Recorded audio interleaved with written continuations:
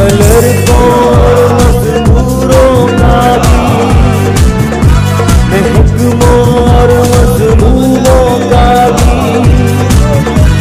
नादारों मजबूरों का भी, पूरे सिटी का एक ही नारा, यकीन हमारा, यकीन हमारा, चौधरी हमारा, यकीन हमारा।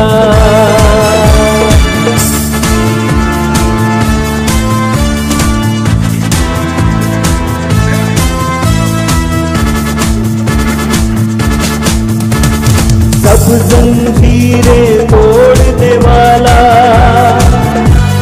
नाइंसाफी रोकने वाला, हक सबके दिलवाने वाला, पूरे सिटी का एक ही नारा, यकीन हमारा, यकीन हमारा,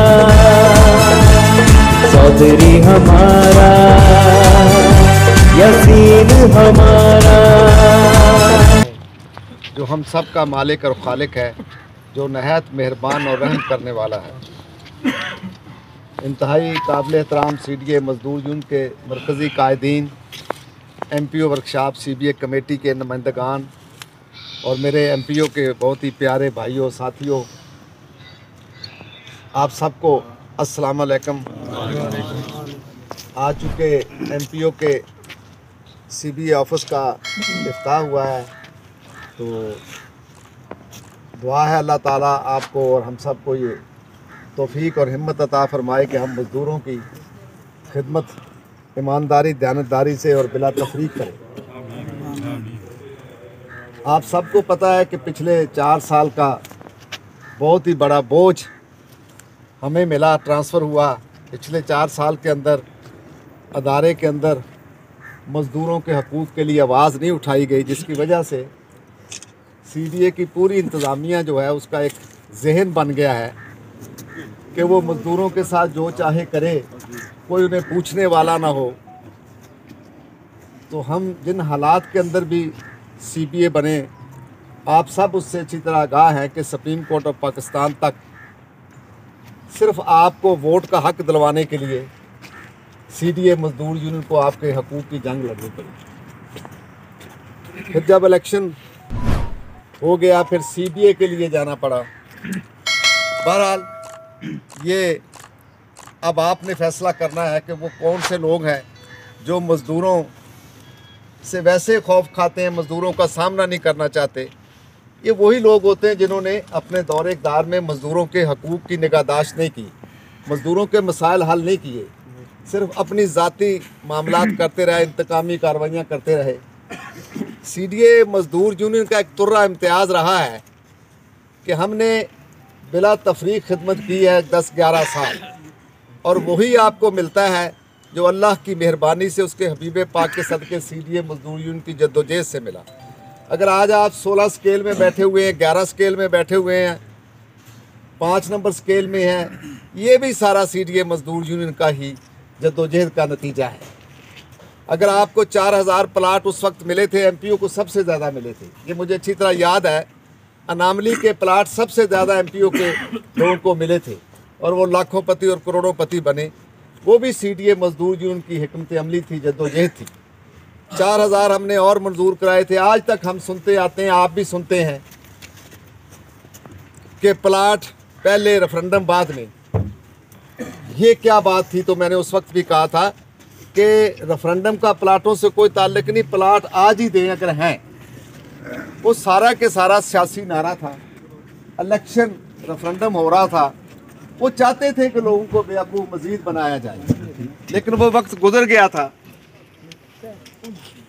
तो जब हम अब आए तो हमने आके देखा कि बड़ा शोर था कि 90% प्लाटों का हो चुका है, 10% रहता है। वो 10% पता नहीं क्या है। हम समझते हैं कि जब लोगों को मिल जाते हैं तो वो ही फिर। बहुत शुक्रिया जी, हमारे डिप्टी डायरेक्टर साहब सर गोपांग साहब, हमारे भाई तशरीफ लाए, मैं उन्हें खुश आमदेद कहता हूँ। तो मैं ये बात कर रहा था, आज हमने फिर आके सीडीए चेयरमैन साहब से एक कमेटी बनाई है प्लाटों की अलाटमेंट के लिए, ये सबसे बड़ी बात है। लेकिन ये मैं अभी इन मसाइल पे भी आऊँगा। अब सीडीए के मुलाजिम प्लाटों को तो भूल ही चुके, इसमें जिक्र नहीं किया। हालांकि प्लाट खुशहाली लाता है, और जिन लोगों को मिले थे अल्लाह ने उनके घरों में बड़ी खुशहाली लाए, वो लाखोंपति और करोड़ोंपति बन गए हैं। बाकी लोग इस इंतज़ार में थे। फिर आपको ये भी पता था कि सीडीए में हफ्ते की छुट्टी नहीं थी कुछ शोबों में। ये गज़टेड हॉलीडे है, हुकूमत पाकिस्तान का ऐलान है। एक ही शहर है, एक ही हुकूमत है, एक ही वज़ीर आज़म है, लेकिन सीडीए में कहीं छुट्टी थी और कहीं नहीं थी। और जब मैं इलेक्शन में जाता था तो लोग प्लाटों की बात नहीं करते थे, प्रमोशनों की बात नहीं करते थे, और अपने हकूक़ की वो कहते थे चौधरी साहब छुट्टी बहाल करा दो। तो मैं समझता था कि लोग तंग आ चुके हैं। जब जुल्म और ज़्यादती बढ़ जाए तो लोग फिर बाकी चीज़ों को भूल के कहते हैं फौरी तौर पे ये ज़्यादती जो हो रही है इसको ख़त्म किया जाए। तो अल्हम्दुलिल्लाह हमने इलेक्शन के दौरान आपसे कुछ वादे आपके मसाइल के ऊपर किए थे। मैंने उस वक्त भी कहा था और आज भी कहता हूँ कि जब हम आपके सामने बात करते हैं तो हमारा ये ईमान होना चाहिए सबका कि अल्लाह सुनता भी है और देख भी रहा होता है। और उससे अगर आप जद्दोजहद करेंगे, अगर आप आवाज़ उठाएंगे तो अल्लाह आपको कामयाबियाँ देगा। लेकिन अगर इसी तरह जैसे वक्त तेज़ी से गुजर रहा है तो हमारी ज़िंदगी के इतने साल गुजर गए और ये भी गुजर जाएंगे, अगर हमने काम ना किया तो फिर यकीनन नताइज भी नहीं निकलेंगे। मैंने अपने साथियों से मशवरा किया, जैसे हम सीबीए की हैसियत से बैठे, अभी हम सीबीए कमेटियां भी नहीं बना पाए थे कि एक सदारती आर्डीनेंस 2021 सीडीए को ख़त्म करने का सदारती आर्डीनेंस रात को नाफज हो गया।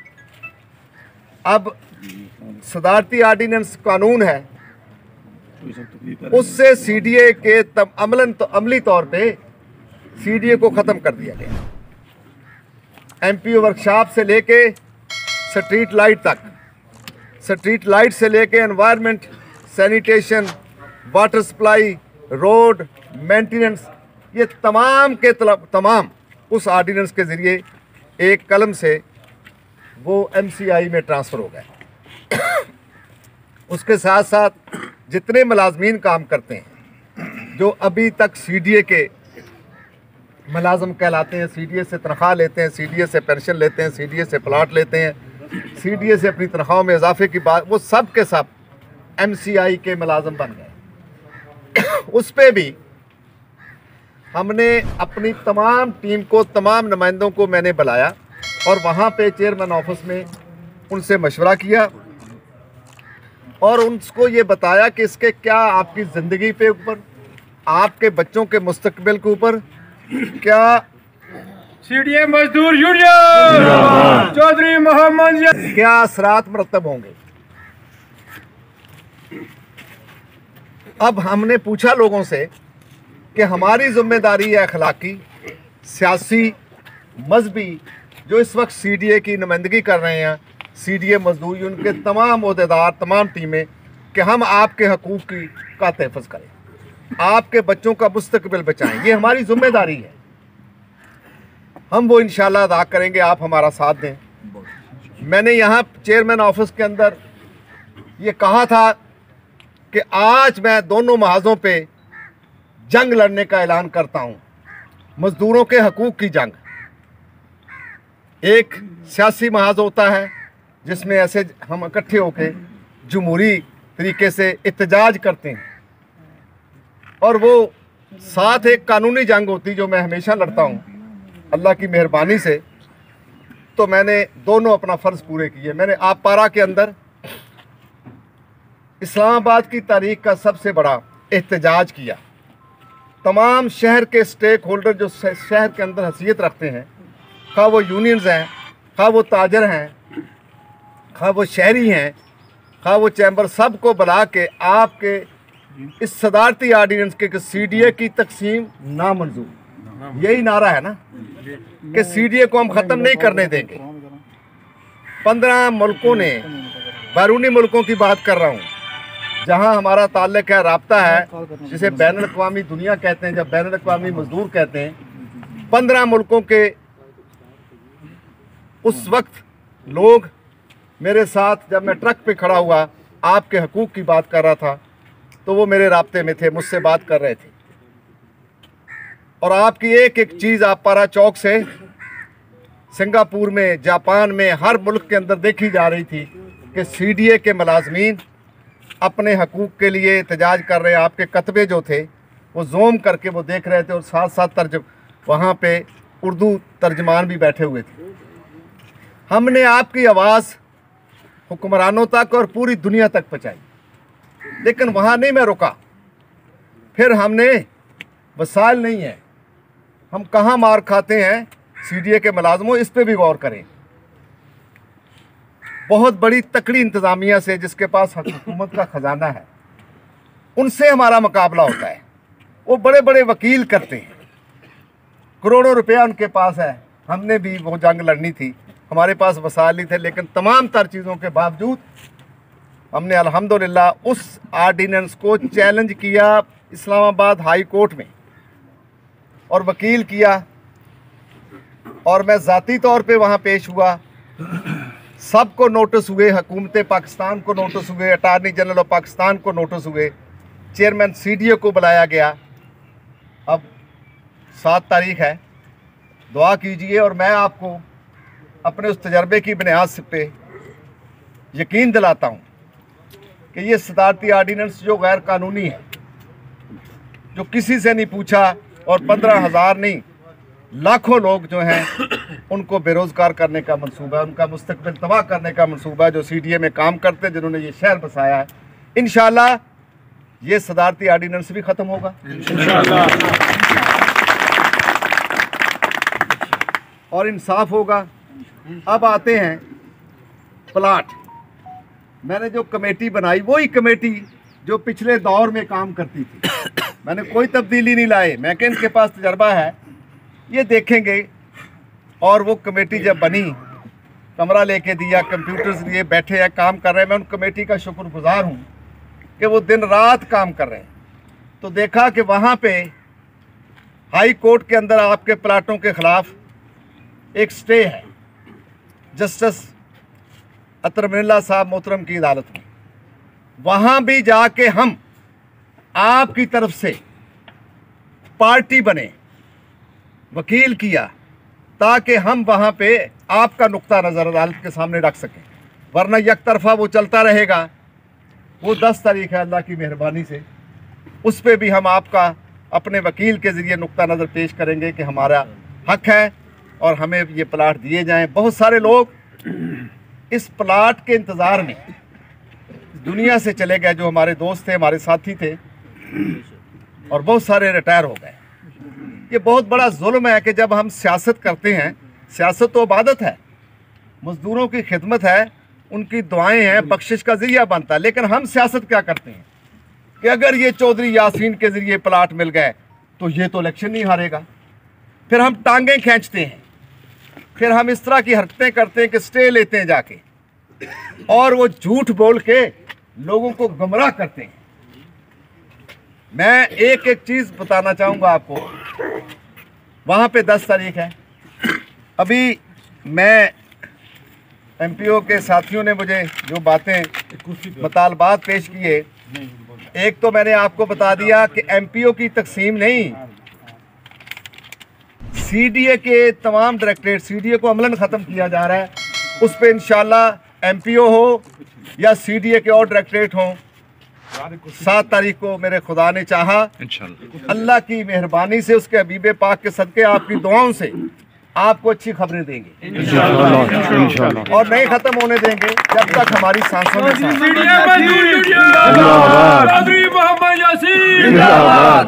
अब आते हैं प्रमोशंस के ऊपर। लैंड ऑफ प्रमोशन का जिक्र है। CDA 1960 में बना, 67 में मैं भर्ती हुआ, 31/12/67 को मैं बतौर इंक्वायरी क्लर्क भर्ती हुआ। CDA में वर्क चार्ज स्टाफ होता था, जो आया हाजिरी लग गई, जो नहीं आया उसको नौकरी से निकाल दिया। बड़े मुश्किल हालात थे। फिर 69 में यूनियन बनी, फिर उस यूनियन ने काम शुरू किए। CDA में फिर पेंशन आई, वो भी अल्लाह ने हम जैसे गुनाहगारों से काम लिया। ये इसको पेंशनेबल कराने में भी हमारा ही हाथ था, हमारी कोशिशें थी। और फिर उसके बाद ये सिलसिला बढ़ता गया। मुझे याद है कि जब पहला रेफरेंडम हमने लड़ा तो उस वक्त CDA के मुलाजमों की तादाद थी 15,000 और इस्लामाबाद G7 4 तक G7 तक नहीं पहुंचा था। अब G13 और कहाँ तक पहुंच गया। मुलाजमीन की तादाद कम होती गई, काम बढ़ता गया, इस्लामाबाद बढ़ता गया। कोई सैंक्शन दोबारा मजदूरों के पोस्टें नहीं की गई। हमने सबसे पहला ये पॉइंट उठाया है कि लाइन ऑफ प्रमोशन कम अज़ कम ये जो हमारा फील्ड का स्टाफ है, ग्रेड 16 तक हमने पहले फोरमैन ग्रेड 16 में कराई या नहीं कराई। आपका ऑपरेटर जो था, ये जो हेल्पर थे, मैंने इंतखाबी जलसे में भी कहा था कि कुछ सच बोलना हमें सीखना चाहिए। ज़िंदगी बड़ी थोड़ी है, सच बोल देना चाहिए। मैं जब पहले इधर आता था MPO में, मरहूम सदाकत भट्ट था, इफ्तिखार भट्ट मरहूम थे, अल्लाह उन्हें गरीक रहमत करे। वो मेरी टीम थी 4-5 बंदों की। अब बढ़ती बढ़ती वो फिर बड़ा काफिला बन गया। तो मैं जब यहाँ आता था तो कहते ये जो हमारे हेल्पर हैं, जो ग्रेडर्स पे काम करते हैं, मशीनों पे काम करते हैं, वो ऑपरेटर नहीं बन रहे। क्यों जी, यहाँ पे आप बैठे हुए, आपको पता, आप उन्हीं में शामिल हैं। ऐसा ही था ना। तो उसके ऊपर मसला क्या था कि तालीम यही है, मैट्रिक तालीम होनी चाहिए। हमने कानून के अंदर तब्दीली लाए और MPO के तमाम हेल्पर जो थे, जो ग्रेडर्स पे काम करते थे, सबको ऑपरेटर बना दिया। आज क्या स्केल है जी आपका? 11वां। अब ये 11वां स्केल जो है ना, ये अदारों में जो बहुत पढ़े लिखे होते थे ना, असिस्टेंट, उसका होता था। अब उनका हमने 16 किया। ये जो UDC आपके क्लर्क हैं, जो BA आपके बच्चे BA करके आते हैं, उनके थे। हमने कहा कि ये टेक्निकल लोग हैं, इनके ऊपर तालीम कहाँ से आ गई। लिहाजा जब हमने हेल्पर से सबको ऑपरेटर बना दिया और साथ हमने स्केल चेंज कर दी। पहले 11 नहीं था, किसी का नहीं था। मुझे याद है अच्छी तरह, हमने तमाम को 11 स्केल दे दिया।